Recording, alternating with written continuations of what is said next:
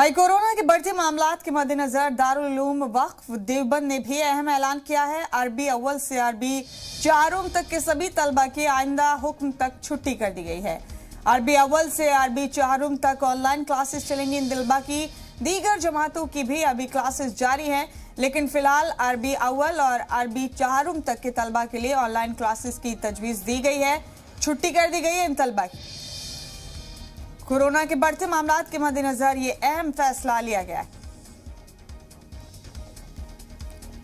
तो ये बड़ा अपडेट इस वक्त आपको दे रहे हैं। कोरोना के बढ़ते मामलात के मद्देनजर दारुल उलूम वक्फ देवबंद ने अहम ऐलान किया है।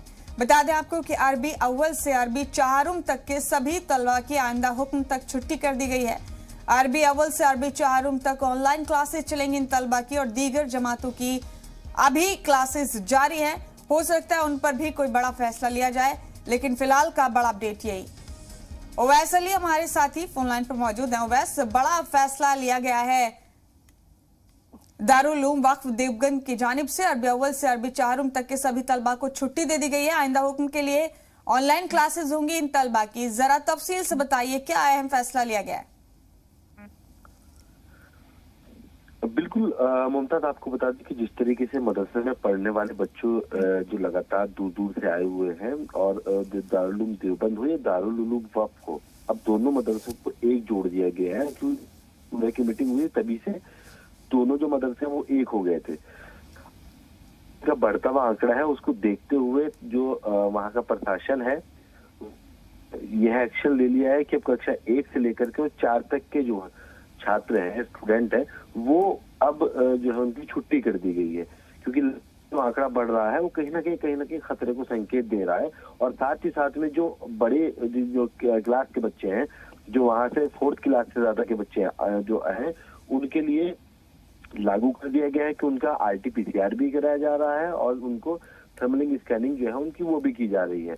जो उनसे बच्चे से मिलने वाले उनके माँ बाप जो अक्सर आया करते थे, उन पर भी पाबंदी लगा दी गई है।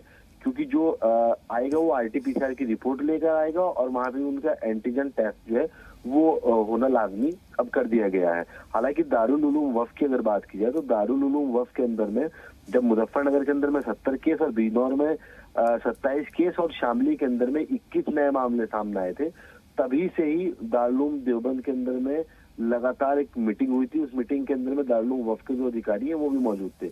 दारुल उलूम वक्फ ने ये निर्णय ले लिया और जल्द आपको देखने को मिलेगा कि जो जैसा सूत्र बता रहे हैं कि दारुल उलूम देवबंद की भी छुट्टी होगी।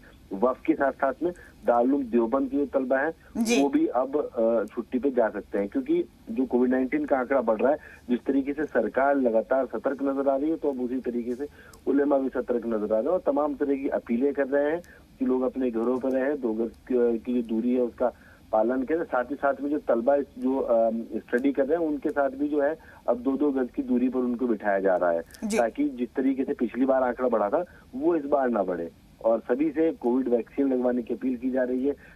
जल्दी देखने को मिला है कि उलमाओं की ओर से कैंप लगेगा और जो उलमाओं की ओर से कैंप लगेगा उसमें जो मदरसे के तलबा है उनको भी अब वैक्सीनेशन उनका होना शुरू है। क्योंकि 15 साल से लेकर के 18 साल तक के जो छात्र जिस तरीके स्कूलों में कैंप लग रहे हैं, उसी तरह मदरसों के अंदर भी लगने शुरू हो जाएंगे। इसके लिए भी जो उलेमा है वो आज मीटिंग करेंगे। जी, बहुत शुक्रिया ओवैस आपका। फिर आपसे अपडेट लेंगे। फिलहाल आपका बहुत बहुत शुक्रिया हमारे साथ जुड़ने के लिए।